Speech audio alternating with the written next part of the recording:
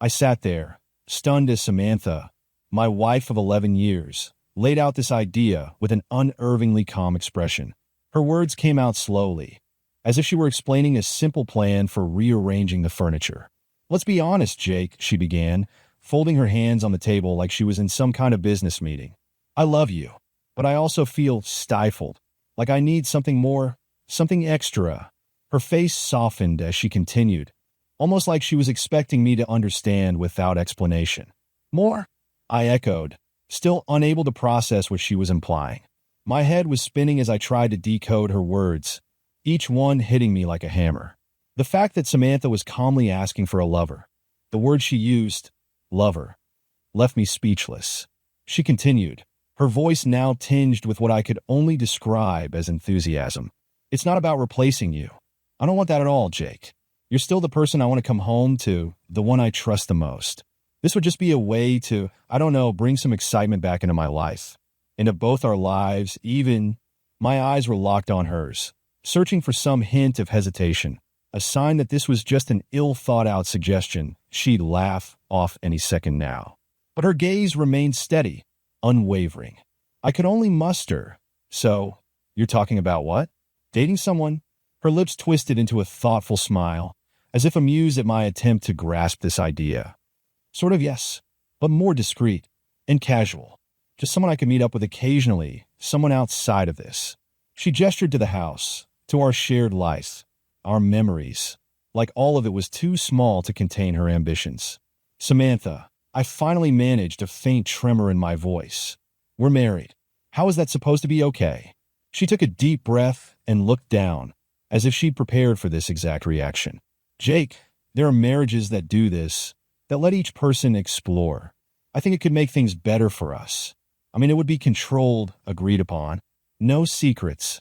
My stomach churned as I sat there, trying to absorb Samantha's words. Freedom. She'd used that word like it was a gift she'd been longing for, like our marriage was a cage she had to break out of, even if just on occasion. "Freedom, Samantha?" I muttered, still barely able to comprehend the audacity of it all. "Since when is being with me, being with us, something that holds you back?" Her eyes flashed with a hint of frustration, as if I was missing something obvious. "Jake, this isn't about you, or even us. It's about me needing to feel alive again. I love you, I do, but I need something else. Something that lets me, I don't know, breathe a little." I was grasping at straws, anything to make sense of the bomb she'd dropped. My voice was shaking, more than I wanted her to notice. Is there someone else already?" She shook her head, her mouth forming a wry smile. "No, no one. This isn't about a person, Jake. It's about a feeling, about getting back to that rush, that spark." "Spark?" I spat out the word, anger and hurt starting to boil over. "So you're saying there's no spark between us anymore?" "No, that's not what I'm saying." She leaned in, her tone soft but firm. "Look, the spark is there, it's just different. You got to see that, right? We've settled into this rhythm, this routine, and maybe that's fine for you. But for me," she sighed, rubbing her temples, "I don't know. I feel like I'm losing a part of myself." I stared at her, a feeling of helplessness wrapping around me. My throat felt tight, and I had to swallow before I could manage to speak. "Samantha, we're supposed to be a team, a partnership. If you're feeling lost or whatever it is, we can work on it together. But bringing someone else into this marriage? That's not something I can just ignore, let alone agree to." She nodded slowly, as if expecting that response, and then placed her hand gently on mine. "Jake, this isn't about betrayal. I know it sounds crazy, but this could be a new kind of closeness for us, a way for us to understand each other more deeply. Isn't that worth considering?"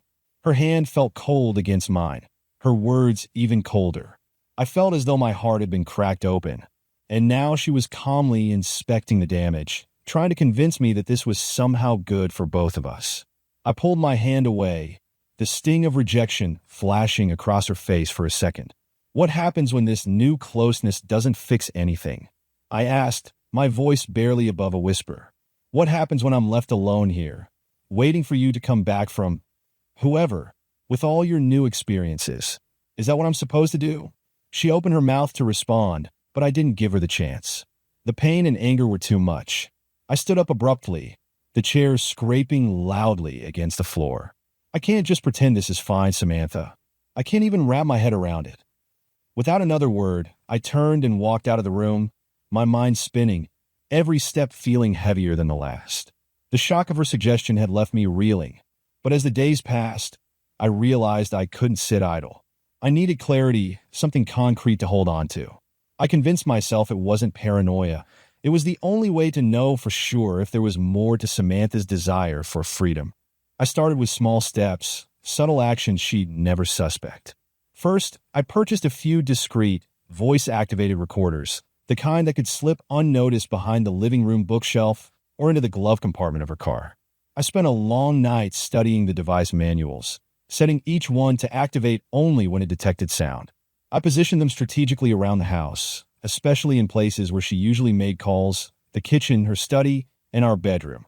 As unsettling as it was to go to these lengths, every setup felt like a step closer to the truth. Next, I turned my attention to her phone. While she showered one morning, I seized my chance, hastily skimming through her recent calls and messages. Her call history was clean, no mysterious numbers, no late-night conversations. But it was too perfect, too spotless. She was meticulous. If she was hiding something, she was damn good at it. But then I remembered the email notifications I'd seen on her phone's lock screen. She'd mentioned a work account once, and it was set to stay logged in. I scrolled through her inbox, and there it was, a hidden email account I'd never seen, full of generic-looking messages with bland subject lines like meeting notes and project ideas. But one subject line caught my eye. Can't wait to see you again. It was sent a week ago. I felt my blood run cold. The sender's name was MR, and the email itself was short, just a couple of lines. Loved our last conversation. Looking forward to more of those little getaways. I shut her phone off and left it exactly where I'd found it, knowing I had to keep cool. I couldn't confront her, not without more concrete proofs. If I tipped my hand too soon, she'd have time to cover her tracks. That evening, I set the final piece of my plan in motion. I opened a second account on our shared cell provider's website and arranged for her call logs and texts to be forwarded to me. I spent hours going through every conversation that came in, hoping to catch a glimpse of anything suspicious. Within days, things started coming together. I'd been monitoring her every move, calls, emails, and her shifting schedule.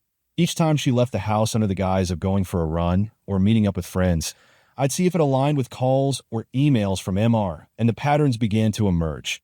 Text messages timed just before these outings, her voice carrying a strange, lighthearted tone in the few snippets I'd captured on the recorders. The pieces were falling into place, one agonizing discovery at a time. It wasn't long before I figured out the identity of MR, Marcus Reed, our jogging trainer. The irony of it was enough to make my skin crawl. Here was a man I'd trusted, someone I'd spent hours with on the trail, exchanging tips on form and endurance, chatting about life's struggles and triumphs. I never imagined he'd use our sessions as a gateway to steal time with Samantha. Every text, every email from her so-called client meetings lined up with time slots she'd carved out with Marcus. Their messages painted a sickening picture. Mid-morning rendezvous at obscure little coffee shops, long runs at scenic parks far enough from our usual spots that I'd never have a chance to run into them. All those evenings when I'd been fine with her taking longer routes or cooling down for extra miles, they'd been stolen moments, hidden in plain sight. But even as the truth about her affair sank in, I felt a gnawing sensation that something even darker was lurking beneath the surface. Maybe it was paranoia, maybe just exhaustion, but one night as I sifted through the tangled web of lies, I decided I needed to know, truly know, the nature of my own family. I ordered a DNA test kit on impulse, mostly to quiet that insistent voice whispering doubts in my ear. It felt like a shot in the dark, a reckless act born out of desperation, but I had to know. I managed to collect a sample from our daughter Lily without raising suspicion, telling her it was for some family history project. A few weeks later, the results arrived in my inbox, and I hesitated before opening them, my stomach in knots. It was as if every part of me already knew what I was about to see. The test revealed that Lily, my own daughter, the girl I'd raised and loved as my own flesh and blood, wasn't biologically mine. There it was in cold, clinical certainty, a truth that tore through me, cutting deeper than the betrayal of Samantha's affair. This went back further to the very foundation of our life together.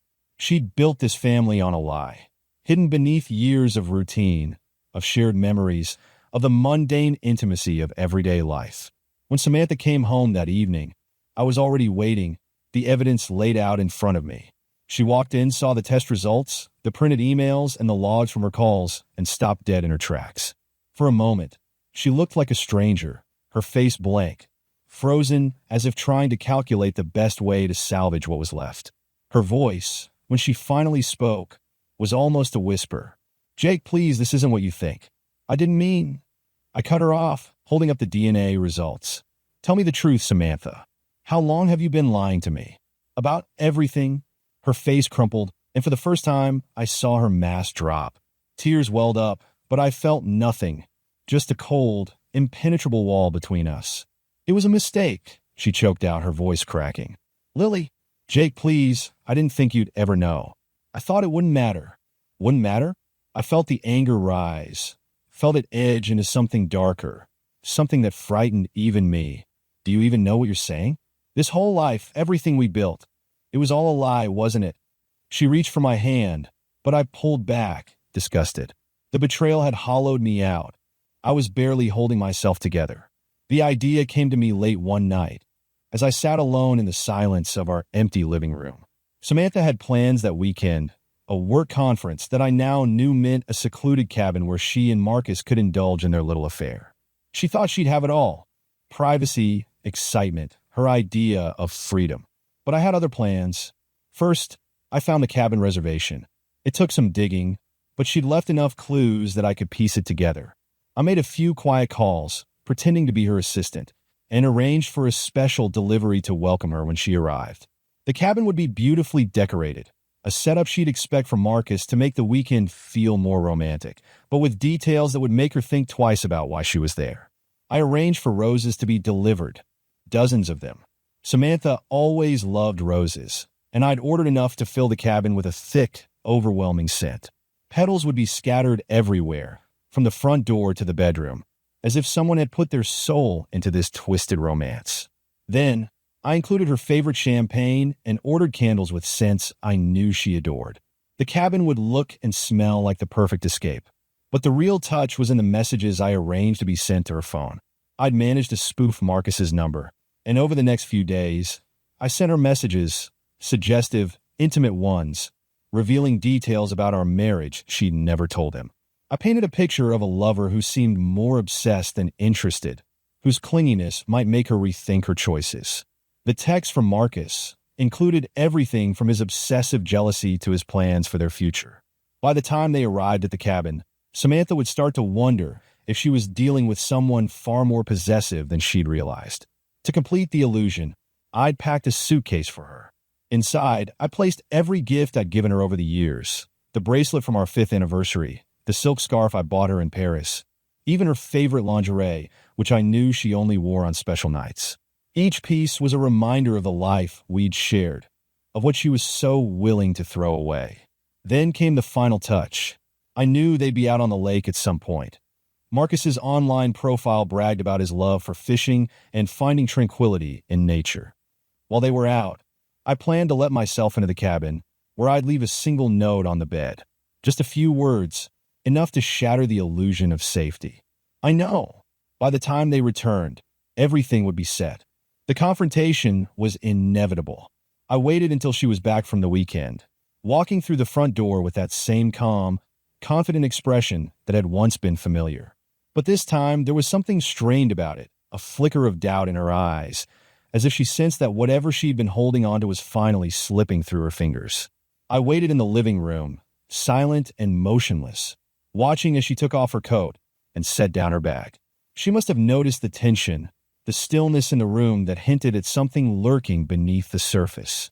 She froze, her gaze catching mine. "We need to talk," I said, my voice flat, devoid of the warmth she used to bring out in me. I didn't move, didn't blink, just watched as the realization began to dawn on her. "Jake," she took a hesitant step forward, her voice soft, uncertain. "What's going on?" I reached down, picked up the stack of printed emails, the phone logs, the DNA results, each one a knife cutting through whatever remained of my trust in her. I dropped them on the table between us. watching her eyes widen as she recognized the damning evidence spread before her. Her mouth opened, but no words came out. Instead, she looked at me, her face shifting from shock to guilt, to something like desperation. "Jake, I can explain." "Explain?" I snapped, my voice cutting through the room like ice. "What exactly are you going to explain, Samantha? The freedom you needed? The affair with Marcus? Or the fact that Lily isn't even my daughter?" Her face drained of color. She looked away, unable to hold my gaze, and for a moment, a silence fell between us that felt deeper than any words could reach. She tried to collect herself, her hands trembling as she reached for the papers, but I stopped her. "Don't even think about it," I said, stepping back. "This isn't a debate, Samantha. This isn't something you can talk your way out of." My voice was calm, detached, as if we were two strangers, and in a way we were. The woman I loved, the woman I'd shared a life with, was nowhere to be seen. This person before me was someone else, someone I didn't recognize. "Jake," she stammered, her voice shaking. I was going to tell you. I just didn't know how, and then time went by, and I thought maybe it wouldn't matter. You loved Lily, you." "Stop." I didn't want to hear her excuses, her attempts to soften the blow. "Do you even realize what you've done? The lies you've spun, the trust you shattered? And for what, Samantha?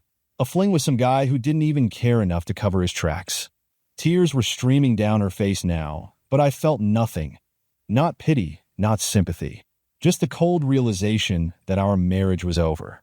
Every memory we'd shared, every plan we'd made, had been tainted by her lies. "I gave you everything," I said quietly. "My time, my trust, my life. And you repaid me with this. With lies, with betrayal, with a family that was never even real." I took a deep breath, willing myself to stay calm. "I'm done, Samantha. I want a divorce." She let out a strangled sob, reaching for me, but I stepped back, out of reach.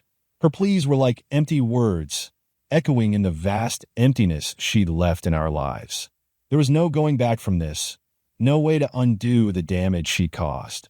As I turned to leave, I saw her sink onto the couch, her face in her hands, sobbing into the silence. But there was no room for forgiveness, no chance at redemption. She'd made her choice, and now we were both left to face the consequences. A part of me hesitated to reach out to Marcus's wife, Jenna. She deserved to know the truth. But how could I predict her reaction? Would she believe me? Would she lash out? Or would she be as blindsided as I had been? It took a few days to gather the courage, but finally I dialed her number. When she answered, her voice was soft, almost tentative, like someone not used to unexpected calls. "Hello, Jenna, this is Jake. Jake Marsh." There was a pause as she processed. "Jake." She sounded cautious, as if struggling to place me. "Samantha's husband," I clarified. The silence on the other end grew longer, and I could almost hear the gears turning in her mind. "Oh," she finally whispered, and in that one word I sensed that she knew. Maybe not the details, but enough. What? What is this about?" "Jenna, I'm sorry to reach out like this, but I think we need to talk," I said, trying to keep my voice steady. "It's about Marcus, Samantha." A heavy silence settled between us, and I thought for a moment she might hang up. But then her voice returned, low and shaky. "Come over. Let's talk in person." She gave me her address, and half an hour later, I was there. She opened the door, her face pale, her eyes red as if she hadn't slept in days. I could see the strain on her face, the weight of something she'd probably been carrying alone. I stepped inside, and without a word, she led me to the living room. We sat across from each other, and for a moment, neither of us spoke. She finally broke the silence. "So, it's true, isn't it?" I nodded, taking out the printed emails and text messages. Her hands shook as she took the papers, her eyes scanning them slowly, absorbing each painful word. The tears came silently, but she didn't look away. When she finished, she set the papers on the table and took a deep breath, steadying herself. "I knew something was off," she said, her voice calm but bitter. "But I told myself I was just being paranoid, that maybe I was overreacting. He's always been so busy with his clients, and he said he was just putting in extra time." She let out a sad laugh. "Guess I was wrong." It was strange sitting across from her, both of us dealing with the same betrayal from different angles. I saw the anger in her eyes, the hurt that mirrored my own, and it brought a sense of solidarity I hadn't expected. Over the next few weeks, Jenna and I stayed in touch. We'd meet for coffee or dinner, sharing updates on our respective divorces, helping each other navigate the fallout. Her resilience struck me. She wasn't one to wallow. She was fierce, practical, and determined to keep her life together, no matter how shattered it felt. One evening, over coffee, she leaned forward, her voice calm but resolute. I refuse to let them break me, Jake. I won't let this mess define me, and neither should you. Her words struck a chord in me, and for the first time since everything had fallen apart, I felt the beginnings of hope. Jenna and I started meeting more frequently. We talked less about the betrayal and more about the future, our plans, our dreams, the parts of our lives we wanted to reclaim. We encouraged each other, even laughed together, and with every conversation, I felt a little bit stronger, a little more like myself. What began as a bond forged from mutual pain turned into an unexpected friendship. In Jenna, I'd found someone who understood, someone who didn't pity me or judge me. We were simply two people trying to pick up the pieces, finding strength in each other's resilience. The moment I made the decision to fight, I knew I'd need the best attorney in town. The betrayal was one thing, but losing everything I'd worked for was a possibility I refused to entertain. I reached out to Patrick Holt, a name everyone in the city knew, a man infamous for his ruthless efficiency in court. Patrick was a no-nonsense kind of lawyer with a track record for precision and, frankly, annihilation in the courtroom. His specialty? High-stakes divorces. Our first meeting was in his office downtown, the walls lined with heavy leather-bound books, framed degrees, and awards from cases he'd won. He was in his mid-50s with steel-gray hair and a sharp, piercing gaze that made it clear he didn't waste time. He listened carefully as I laid everything out, nodding, but giving away nothing of what he might think of my situation. Only after I'd finished did he speak, and his words were clear and straightforward. Jake, this is the kind of case I can work with, but you'll need to be meticulous. Every detail matters. From that moment on, Patrick and I set out to build an airtight case. He had me gather everything I'd collected, emails, phone records, DNA results, every bit of evidence that could substantiate the affair and Samantha's web of lies. We compiled every incriminating detail, ensuring that there was no loophole she could use to twist things in her favor. Patrick was methodical. He walked me through the steps of financial disclosure, had me track down our joint financial accounts, and ensured that every dollar Samantha had funneled toward Marcus was documented. In his words, "We're building a case, not a confrontation, and I intend to win this case clean." He even had a private investigator look into any assets Samantha might have moved in preparation, checking her bank records for unusual withdrawals or wire transfers. He didn't want a penny slipping through the cracks. His approach was as ruthless as it was necessary. His goal wasn't to settle, but to dismantle her leverage completely, making sure she'd have no grounds for a favorable settlement. Over the next several weeks, Jenna and I became Patrick's star witnesses. She'd also retained a lawyer to confront Marcus, and together we pieced together a comprehensive, undeniable narrative of Samantha and Marcus's betrayal. Patrick guided us every step of the way, advising on when to provide testimony, how to negotiate on property division, and how to ensure that neither Samantha nor Marcus could profit off their deceit. The night before the first hearing, Patrick gave me one final piece of advice. Be prepared, Jake. There will be backlash, but by the time this is over, you'll walk away with what's rightfully yours. She took her freedom, and now she can live with it. The hearing itself was a surreal experience. Samantha's lawyer tried to argue the amicable split angle, painting her affair as personal growth. But with the mountain of evidence Patrick had gathered, the judge's patience wore thin. Every text, every photo, every penny unaccounted for was presented with brutal clarity, leaving Samantha's narrative in shreds. The judge could see the trail of deceit as clearly as I had, and when the hearing was over, Samantha sat pale and silent, the finality of it setting in. In the end, Patrick delivered exactly what he promised, a legal triumph that protected everything I'd built. Samantha's freedom had cost her dearly, and thanks to Patrick, I was able to close the chapter of our marriage on my own terms. When I walked up to our house that afternoon, holding the envelope with the divorce papers, I felt a strange sense of calm. This was the house where we'd built our lives, where we'd created 1,000 memories. Yet today it felt foreign, like a stage set for a play that had ended long ago. Now, I was here to deliver the final act. Samantha was sitting in the living room when I came in, her expression shifting from surprise to unease the moment she saw the envelope in my hands. She must have sensed what was coming because she stood up, her hands wringing nervously as I crossed the room. "Jake, what's that?" she asked, her voice a shaky whisper. I looked her in the eyes and held out the envelope. "It's what you wanted," I said, my tone steady, almost detached. "Freedom." Her eyes widened as she took the envelope from me, her fingers trembling as she opened it. She began to read, her face growing pale as she took in the words, the divorce papers spelled out in cold, unfeeling legal terms. There was no hint of the love we once had, no acknowledgement of the years we'd shared. It was all business now, the stark language of betrayal in black and white. Tears welled up in her eyes, and she looked up at me, her expression a mix of shock and desperation. "Jake, please. We could talk about this. I made a mistake. We can fix this." But it was too late for talk, too late for apologies. I'd given her every chance, and she'd thrown each one away, one lie at a time. "This isn't something you can fix, Samantha. This is what you chose when you brought someone else into our marriage." She took a step toward me, but I held my ground, folding my arms and forcing myself to keep my expression neutral. The sight of her tears, her pleading gaze, would have broken me once, but now they only reminded me of the countless nights I'd lain awake, haunted by her lies. "Jake, I still love you," she whispered, a last-ditch attempt to reach the man I'd once been. "Love," I replied, a bitter laugh escaping me. "You don't even know what that means, Samantha. You loved me, but you loved him too.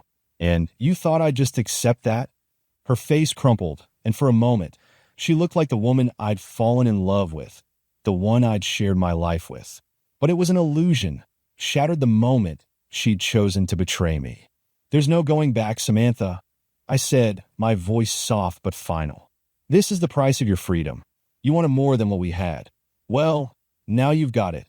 She sank onto the couch, clutching the papers in her hands, her shoulders shaking with silent sobs. I felt nothing, not pity, not sadness. Just the quiet satisfaction of reclaiming my dignity, my life, from the wreckage she'd left behind. I turned to leave, pausing only briefly at the doorway. "Goodbye, Samantha." And with that, I walked out, closing the door on the life we'd built, leaving her to face the emptiness she'd chosen. In the weeks that followed, Jenna became an unexpected constant in my life.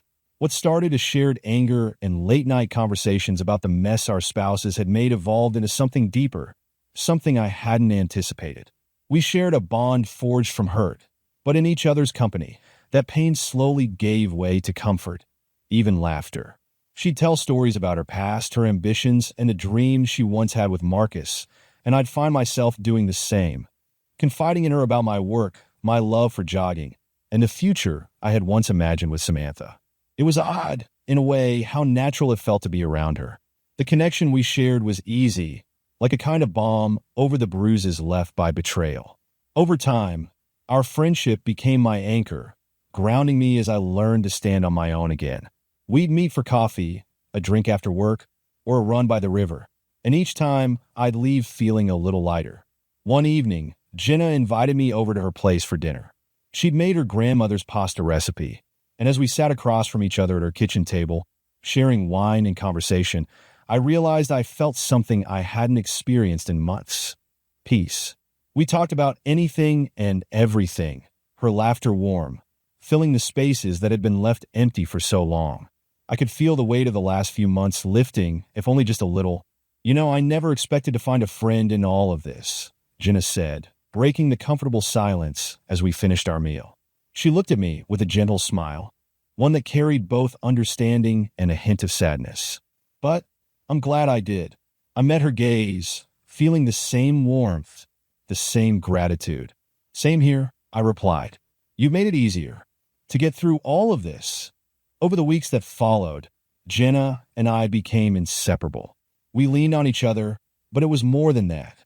She knew the pain I was coming from, the scars I was still carrying, and she accepted them without hesitation. And I did the same for her. There were no expectations, No pressure. Just two people rebuilding their lives, finding comfort in each other's company. In time, our friendship grew into something I could only describe as trust. Jenna was someone I could count on, someone who understood me in a way no one else could. We never talked about where this connection might lead, and I didn't want to overthink it. All I knew was that for the first time in a long while, I felt steady, grounded. As the months passed, Jenna and I continued to heal together, our lives intertwined in a quiet, natural way. We'd both been broken by betrayal, but now, side by side, we were building something new, a foundation of respect, trust, and an unspoken promise of better days ahead. The last piece of closure came in a small but powerful gesture. I took my wedding ring, that circle of metal that had once meant everything to me, and I placed it on the workbench in the garage. I thought about what to do with it for a while, whether to toss it into the river, sell it, or just leave it somewhere and walk away. But none of those options felt right. So instead, I did something that resonated. I set it under the weight of a hammer, pressed down, and struck hard. The ring flattened, the once perfect circle mangled, transformed into something unrecognizable. It wasn't a symbol of love anymore, not even of loss. It was simply a piece of metal now, broken, like everything she'd left in her wake. I picked up the flattened ring, feeling its sharp edges and uneven shape, and with a final look, I set it on the kitchen counter for Samantha to find, the last thing I'd ever leave in our shared home. It was my quiet way of telling her it was over, that the life we'd built was irreparably shattered, as bent and distorted as that ring. She'd have to face what she'd done, to look at that twisted reminder every day if she wanted, but it would no longer be mine to carry. I took a last walk through the house, room by room, noting every detail, every memory, and letting each one fade as I went. By the time I reached the front door, I felt lighter, unburdened. I looked back once, saw the remnants of a life I'd fought so hard to protect, and then stepped outside, shutting the door on it all. The air was crisp, cool, a strange sense of renewal settled over me. With each step down the driveway, I felt the weight of the past fall further behind. There was a future waiting, one I hadn't expected, one I hadn't even dared to hope for. And maybe, just maybe, it was something I could rebuild. Thanks for watching, and don't forget to like and subscribe. New cheating wife stories tomorrow.